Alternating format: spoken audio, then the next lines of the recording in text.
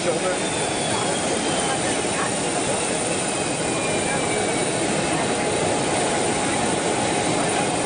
Hey guys, based on where the Asians park, I get a clear sight. In other words, get down. Yeah, just get low. Yeah, just get low. Definitely anyway. Or not. Already pretty low. Except you can't hear. Oh, this is not going to help these guys fire up these engines. Just fire up a bunch of these plants.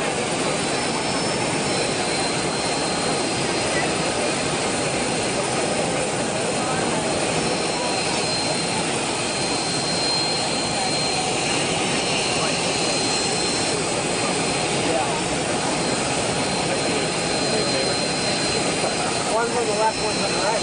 Oh.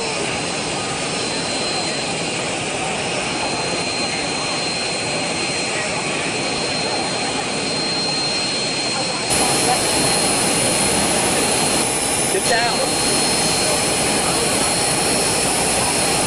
I'm talking to Ricky. They're not going to buy us for 20x. Get down.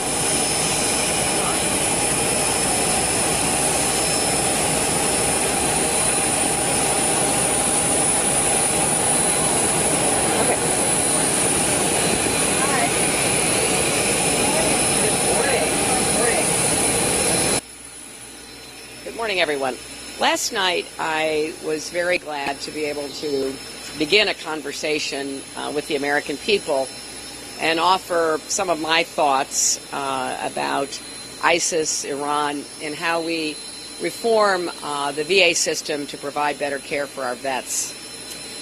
And I'm honored that in the last 24 hours, more retired generals and admirals have decided to endorse my campaign.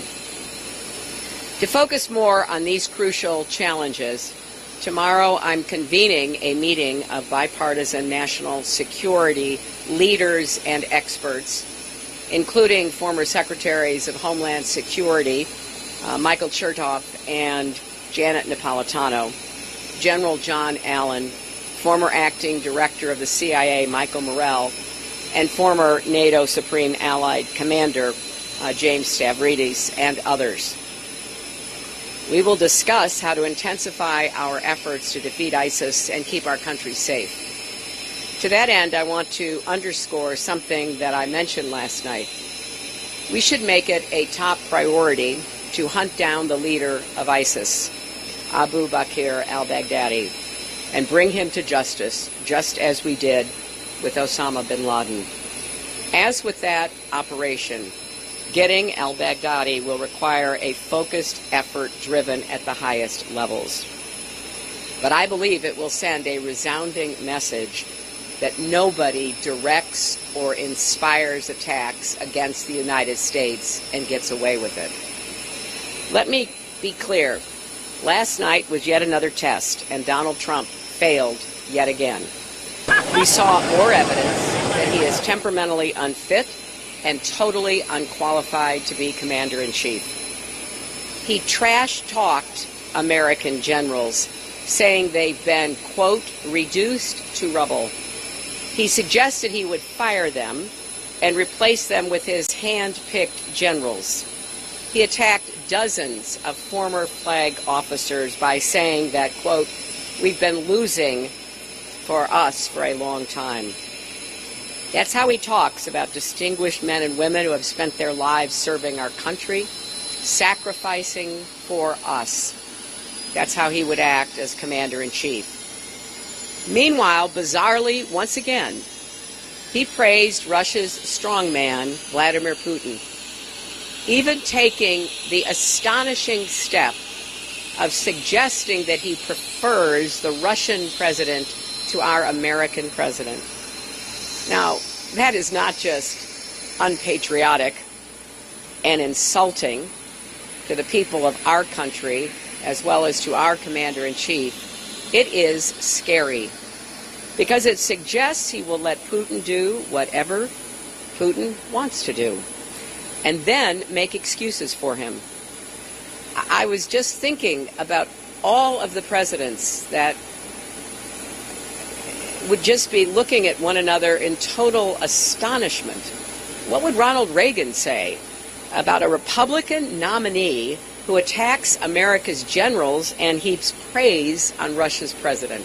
I think we know the answer. And when asked how he would stop the spread of global terrorism, Trump's answer was simply, take the oil. The United States of America does not invade other countries to plunder and pillage. We don't send our brave men and women around the world to steal oil. And that's not even getting into the absurdity of what it would involve. Massive infrastructure, large numbers of troops, many years on the ground. Of course, Trump hasn't thought through any of that. Every Republican holding or seeking office in this country should be asked if they agree with Donald Trump about these statements. Now, one thing you didn't hear from Trump last night is any plan to take on ISIS, one of the biggest threats facing our country. He says his plan is still a secret, but the truth is he simply doesn't have one. And that's not only dangerous, it should be disqualifying. So I have a very different vision for how we keep our country safe and strong. I respect the men and women who put their lives on the line to serve America. I will work with our allies to defeat ISIS. And I will hold true to our country's most cherished values. You know, even with all of the attention being paid to the campaign, we cannot forget how important this decision is. This weekend is the 15th anniversary of 9/11. I will never forget the horror of that day, but I will never forget either the victims and survivors and the brave first responders and emergency responders that I met with and served and worked for as senator from New York. That's what kept me working so hard in the Senate on behalf of 9/11 families. That's who I was thinking of 10 years later in the White House Situation Room with President Obama when the decision was made to bring Osama bin Laden to justice. That's the kind of commander-in-chief I will be, someone who will bring us together in common purpose to keep our people safe and our country strong.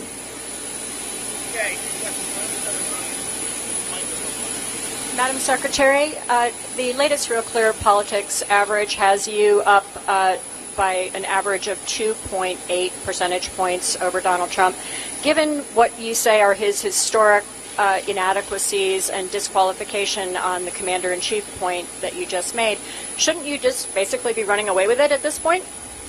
Well, as I've said many, many times, I've always thought this was going to be a close election. That's why we've been putting organizations in place, gearing up for these final weeks to mobilize and turn out our voters. That's exactly what we're going to do. And I feel we're in a strong position, but we're not taking any place, anyone, anything for granted. We're going to keep working as hard as we can and hopefully pull out as many voters who agree with me as we possibly can muster. Hi, Jeff. You said unequivocally last night that you would not put troops into Iraq ever again. Isn't A, that ignoring some ground forces who were there, and B, boxing yourself in should your military commanders, if elected, advise that you in fact need to do that? Well, Jeff, first of all, I've said that before. I've said it on numerous occasions. I believe it. I think putting a big contingent of American ground troops on the ground in Iraq and Syria would not be in the best interest of the fight against ISIS and other terrorist groups. In fact, I think it would fulfill one of their dearest wishes, which is to drag the United States back into a ground war in that region. However, I've been very clear, and I said this again last night, I support the air campaign, I support special forces, I support enablers, I support surveillance, intelligence, and reconnaissance. I will absolutely be prepared to do whatever is necessary to support the Arab and Kurdish fighters on the ground, to take out as much of the infrastructure of ISIS from the air, to go after Baghdadi, as I said today, with a very focused commitment to taking him off the battlefield. I think the approach I've outlined intensifies what we are doing, but also recognizes that there is no, in my opinion, path forward to ground troops that would be in our interests. Hi, good morning. Secretary Clinton, you've been criticized by the RNC for your demeanor last night, that you were too serious, that you didn't smile enough. Can you react to that? And also, you suggested that there is a double standard. Do you think that you're treated differently in this race because you're a woman? Well, I'm going to let all of you ponder that last question. I think there will be a lot of PhD theses and popular journalism writing on that subject for years to come. I don't take my advice, and I don't take anything seriously that comes from the RNC. We were talking about serious issues last night. I know the difference between what we have to do to fix the VA, what we have to do to take the fight to ISIS, than just making political happy talk. And I had a very short window of time in that event last night to convey the serious which I would approach the issues that concern our country. Donald Trump chose to talk about his deep admiration and support for Vladimir Putin. Maybe he did it with a smile, and I guess the RNC would have liked that. Thank you, Madam Secretary. Like the hat. Appreciate that. Is this a new look? No, it's kind of an old look now. Oh, you're bringing it back? I'm bringing it back. Went shopping in your closet? You got it. Yeah, I do a lot of that. Last night, Mr. Trump suggested in some of his security briefings that the briefers made a suggestion or an insinuation that they were not pleased, the CIA was not pleased with the decisions that the administration and President Obama have made so far. Did you get that same impression in the briefings that you got, and can you comment otherwise on that suggestion from Mr. Trump? I think what he said was totally inappropriate and undisciplined. I would never comment on any aspect of an intelligence briefing that I received.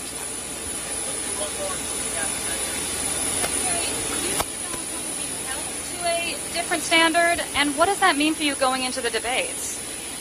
That's a very fair question. I have been somewhat heartened by the number of articles recently pointing out the quite disparate treatment of Trump and his campaign compared to ours. I don't understand the reasons for it. I find it frustrating, but it's just part of the landscape that we live in, and we just keep forging ahead. Look,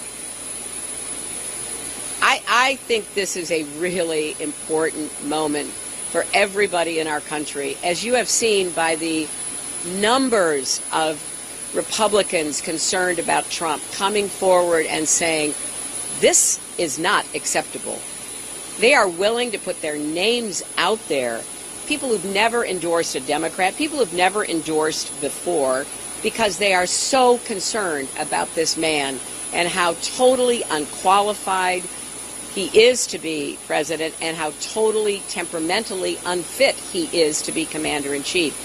So I know that he says outrageous things on a pretty regular basis, and I know that's part of the coverage, and I know that it may be difficult to feel that you know exactly how to respond to some of his behavior, but we're on the brink of making a very critical decision for our country. And if I were not the candidate, if I were not the nominee, if I were just a concerned citizen, I'd be out here doing everything I could to sound the alarm about someone like Donald Trump getting anywhere near the White House, and I will continue to do that.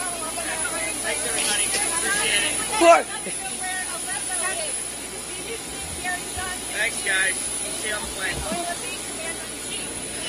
Well, you can look on the map and find Aleppo. Madam Secretary.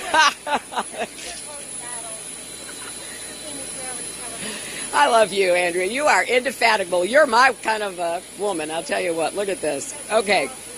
I know. Go ahead. Go. I mean, the sympathy vote, the whole thing. I love it. Yes. Matt Olson, right. Right.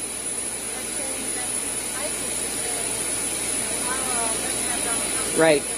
Right.